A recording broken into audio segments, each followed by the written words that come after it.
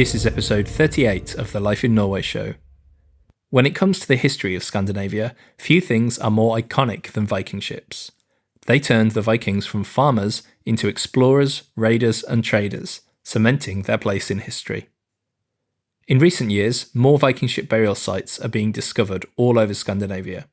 But why now, more than 1,000 years later?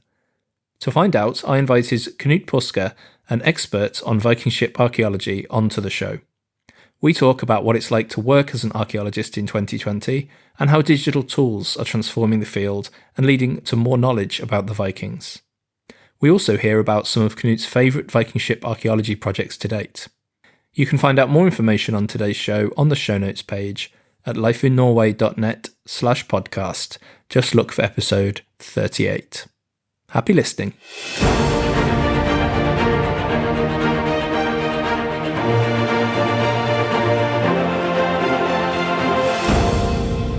I'd like to welcome Knut Paasche to the latest episode of the Life in Norway show.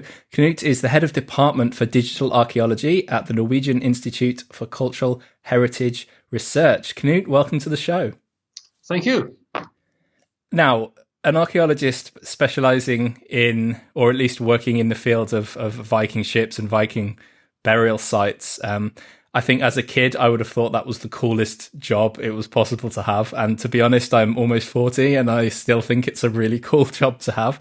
But how on earth did you get there? How did you end up studying Viking ships? Yeah, I must admit, I didn't dream about Viking ships when I was young, but I was lucky to have a mother, as most of us. But my mother, she brought us into the city center of Oslo. I was raised in a suburb outside Oslo. And there we have the medieval town. And very often at the early 70s and 80s, there were large archaeological excavations in the town.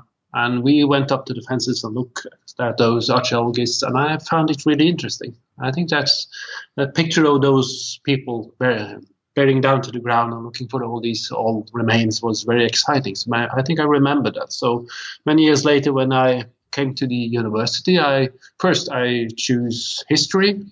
I found it a bit difficult actually, but then archaeology was more practical. You could actually stay outside and work by the hands as well. So that was an easy choice. Excellent. Now, we're recording this in the midst of the coronavirus lockdown, or at least the emergency measures, which I think it's fair to say most people assume is going to lead to a recession, or at least some economic troubles for most people. In this kind of environment, can you explain why cultural heritage is important? I mean, I understand it's nice to know about the Vikings and what life was like 1,000 years ago, and of course all the medieval periods. And you don't just deal with the Viking ships; you deal with all eras. Why is it important for us to know about these things in such detail? I think whatever human beings are doing every day, you need some experience. You need something. You are making choices, and if you don't know what happened before, then these choices are very difficult to make. And the coronavirus is quite a good example, actually, because we haven't had things like this for many hundred years. It was the Spanish flu 200 years ago.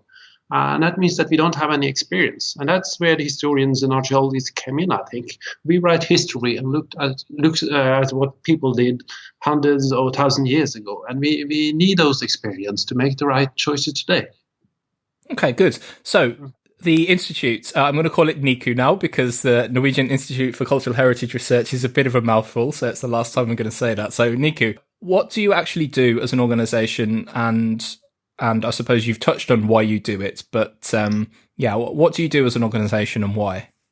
Yeah, first of all, we are a research institute, as you can hear from the name. And most of us are historians, archaeologists, there are ethnologists, there are architects, there are technical people, of course, but most of us are working in the humanities. And we are a private entity, and that means that we offer heritage services to private and public customers. So archaeology is one large part of it, but we also work with historical buildings, technical conservations of medieval art from the churches, for instance, and paintings. We have an department up in the north in Tromsø working with community development, but of course also history around the Sami and Lappish people. So we do quite a lot of different things. We are situated 5 places in Norway. We are in all the main medieval cities, Oslo, Bergen, Trondheim, and also up in Tromsø. And I think I've got Stavanger. Stavanger is a medieval town as well. So we are around 100 researchers working all around with culture history. And how does a project initiate? I mean, you mentioned Trondheim there. I'm based in Trondheim, and I've seen several archaeological excavations in recent years, and I know NIKU was involved in most of them. I've heard that there's some sort of rule about a new build in a city where there has to be some kind of survey done first. Is that where you get involved as an organization?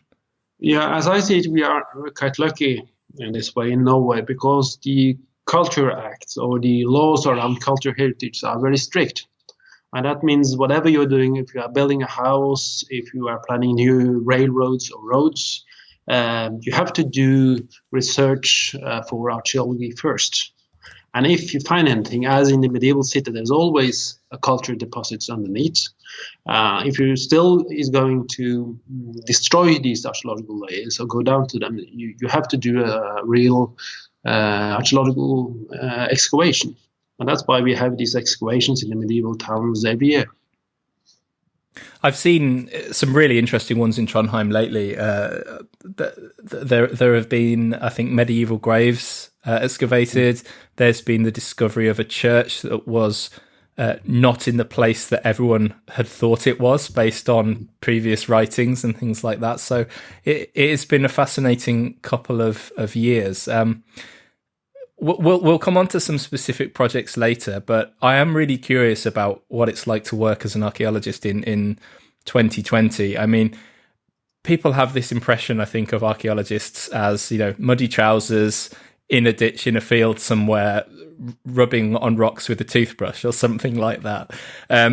You're head of Digital Archaeology, which straight away I'm interested in that as a concept. Could you explain a little bit about that field, what it's like to work in archaeology today, and what a typical workday looks like for you?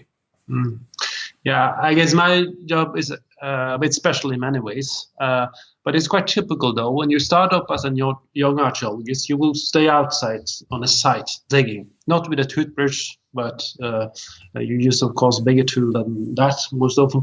But still, you are outside and doing hard way archaeology. But later on, as me and many others, you will get some kind of leader position sooner or later. That means that I'm afraid I have to say that I guess 70% of my day is in an office.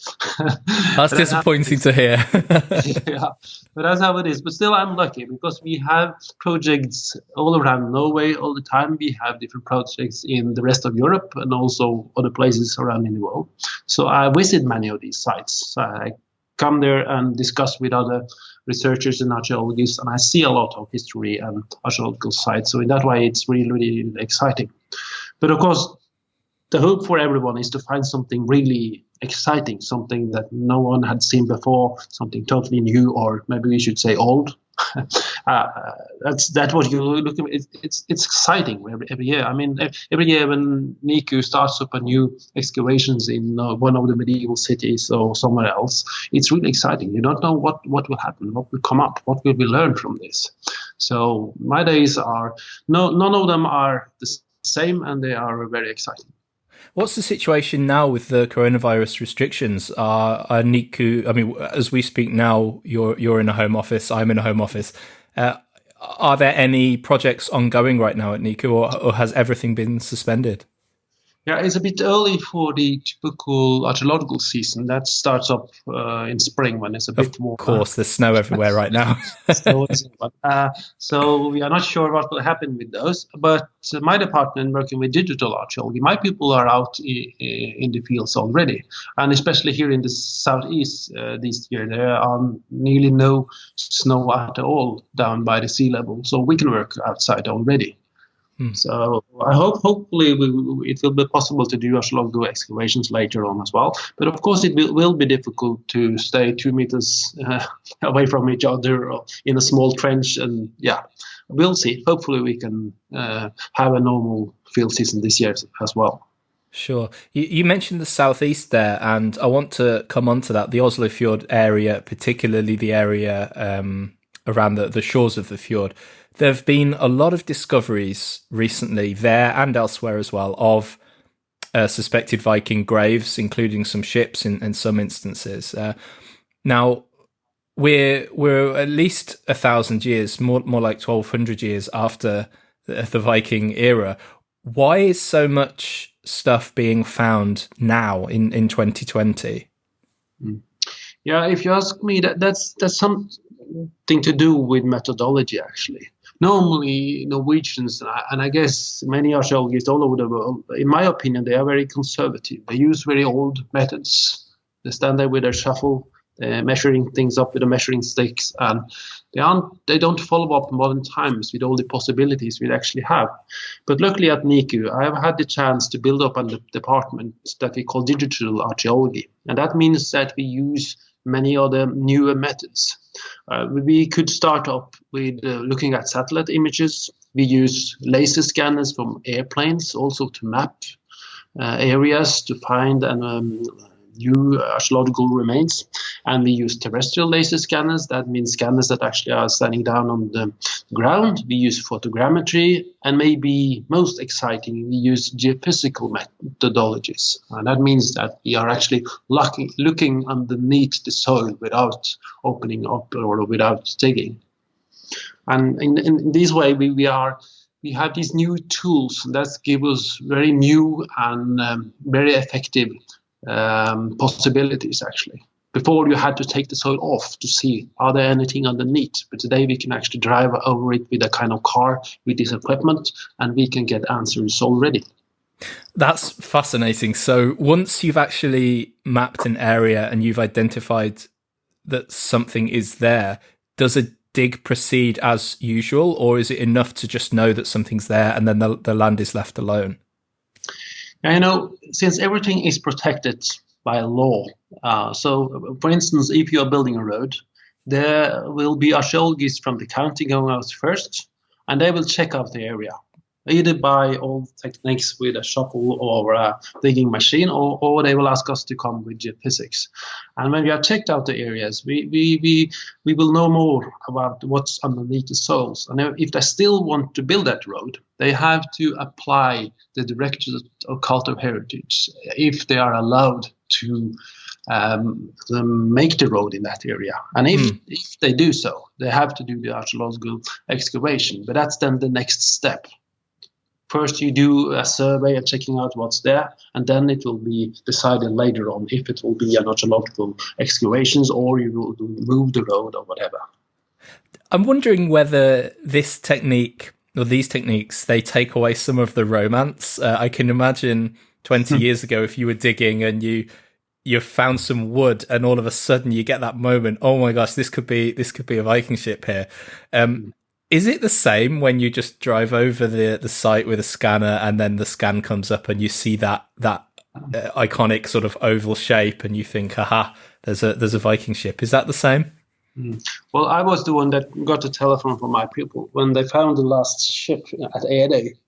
I mean, they were screaming they were sitting in the machine and they saw it directly on the screen while actually driving over it. So just a few minutes later, they called me up. And I mean, that's something totally new. No one has seen this before. So if you're standing down there with a shovel or actually sitting looking on a screen, it's the same excitement. It's something new. No one had seen it before. It has laid there underground for more than 1,000 years, and suddenly it's there. And it's so rare. You don't find these things every day. Yeah? It's more than 100 years since last time someone found the real Viking ship from one of these burial mounds. So yeah, it's still very, very exciting. Yes. Oh, that's good to know. Let's talk about one of the finds in more detail.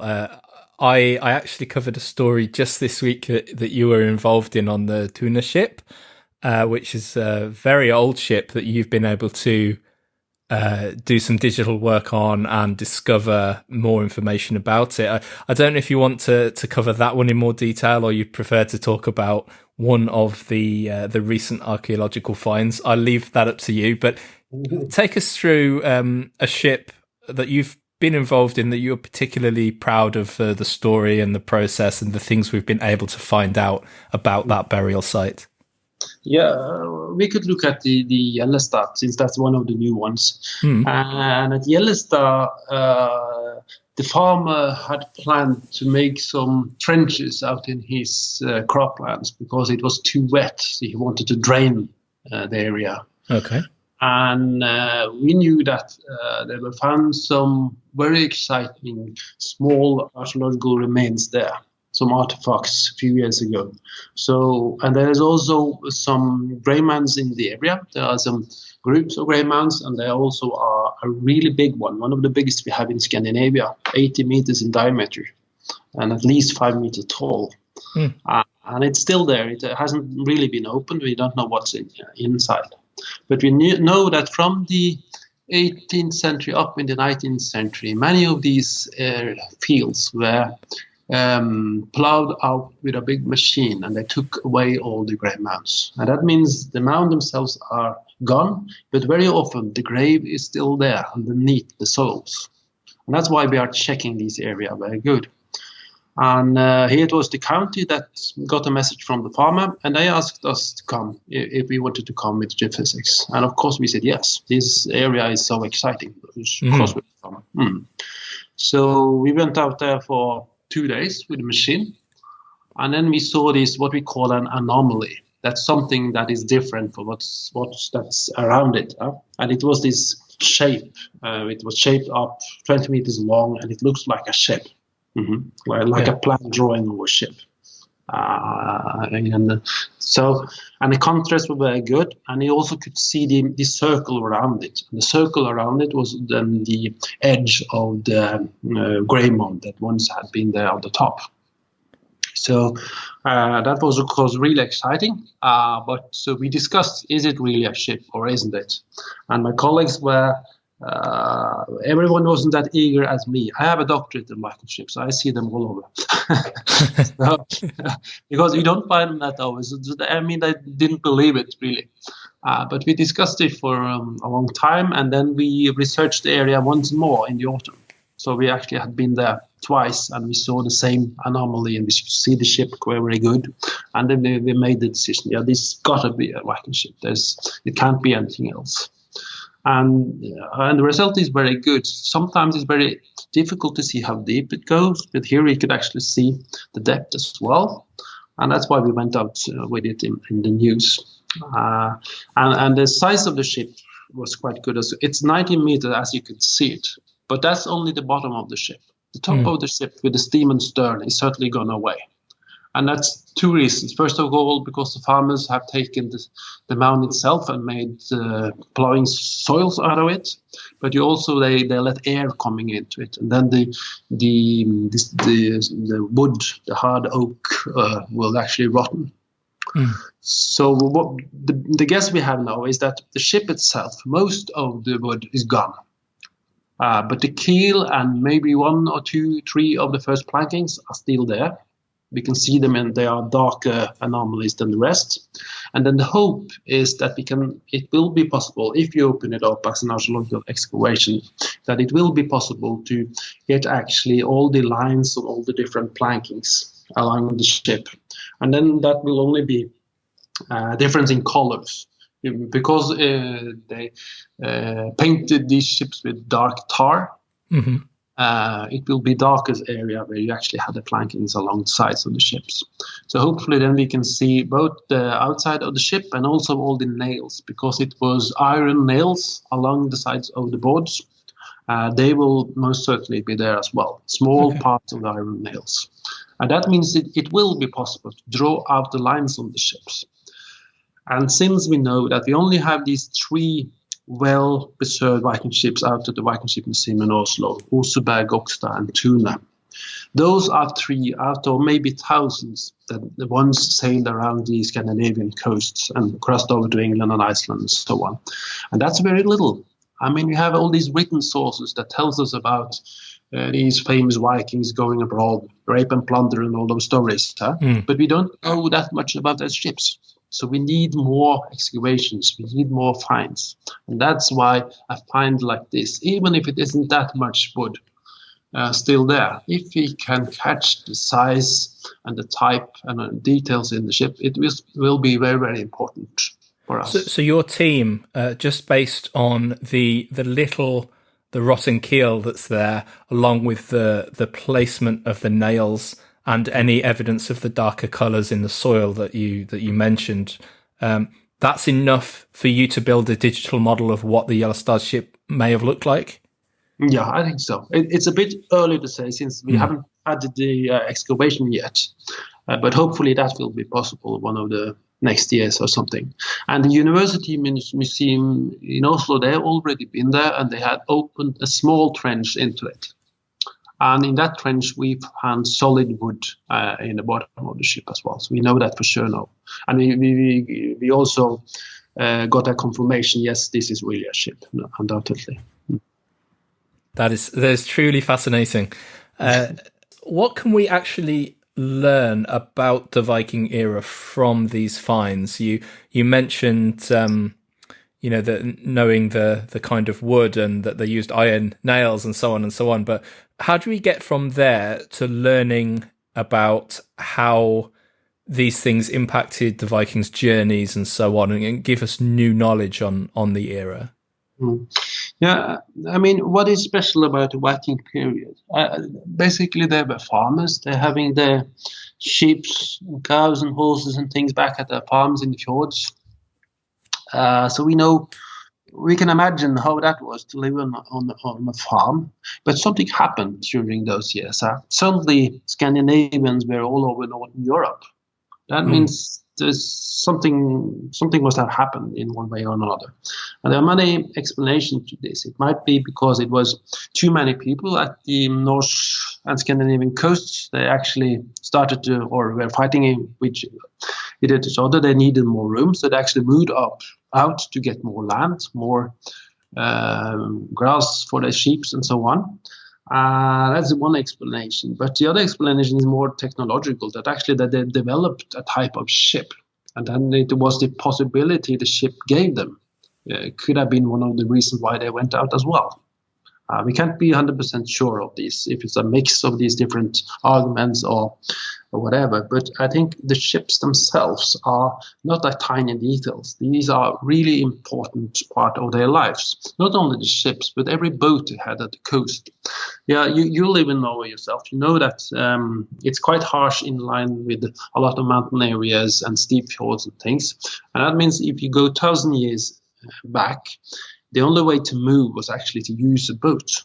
To start to walk inland or use horses with no roads at all must have been very difficult. And that means that everyone used the boat every day. Like you and me go down in the garage and then start up the car. They went down to the sea and went up with their boat. So boat itself was very, very important. And that's why I, as an archaeologist, mean that this is one of the main remains we have to look at if we're going to learn more about these people.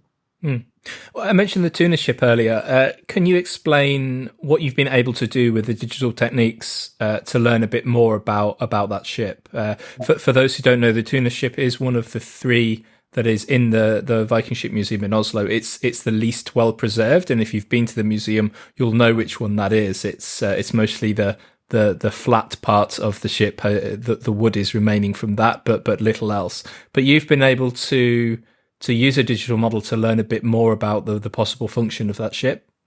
Yeah, I was quite lucky when I started doing archaeology because no one had actually touched the tuna ship. The tuna ship was discovered already in 1867, and that was very early for Norwegian archaeology.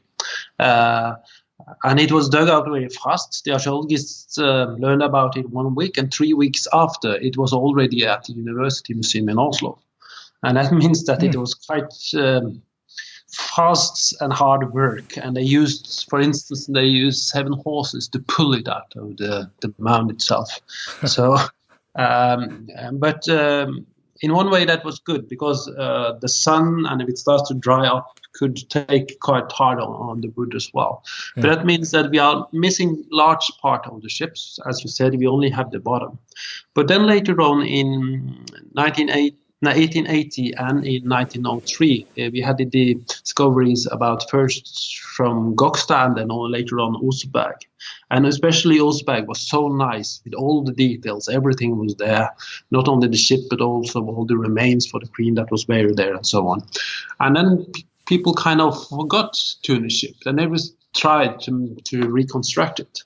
And that's why then nearly 150 years later on, when I started to study these ships, no one had actually tried, in my opinion, really tried to reconstruct it. And the difficult thing is, when you have a large object like that, how to measure it up, how to get all the details. And I started first with my measuring stakes and things, and it was very, very difficult. But then luckily, it came a company from the States with the first digital laser scanner.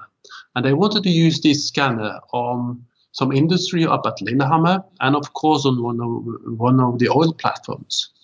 And then I asked them, I met them at the airport, luckily, outside Oslo. And I asked them, well, if you're going to sell this thing in Europe, you need something that actually can show off. And I told them that they should follow me to the Viking ship and scan the Tuna ship. And they agreed to that. They said it was a good idea.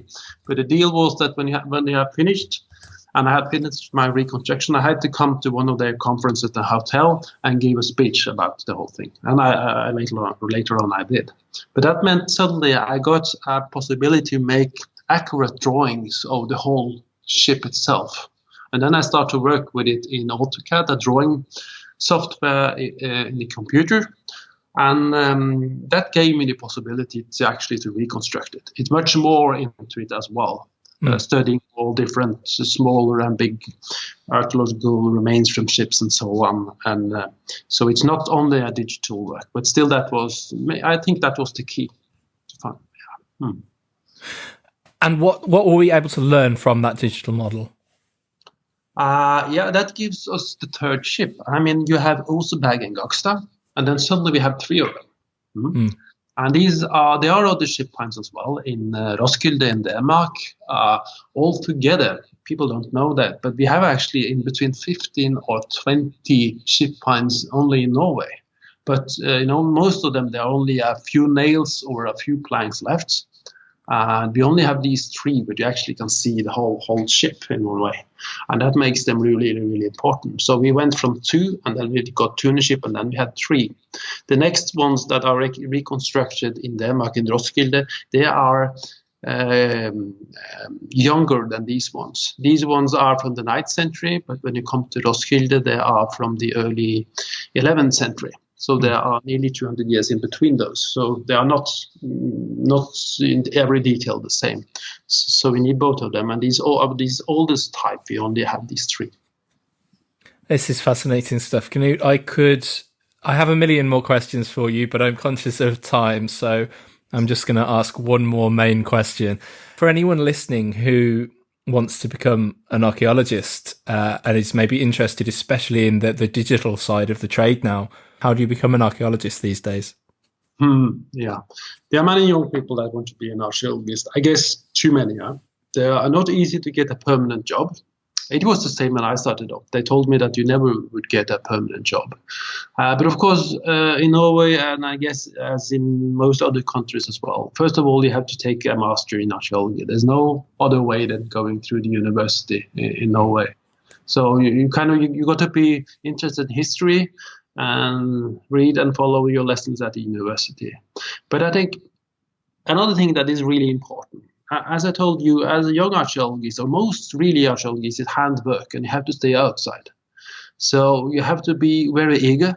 You have to survive in any kind of weather, day after day, even if it's raining, mosquitoes, windy, or whatever. So a kind of survival technique, or you have to be happy with staying outside. I think that's maybe the most important, actually.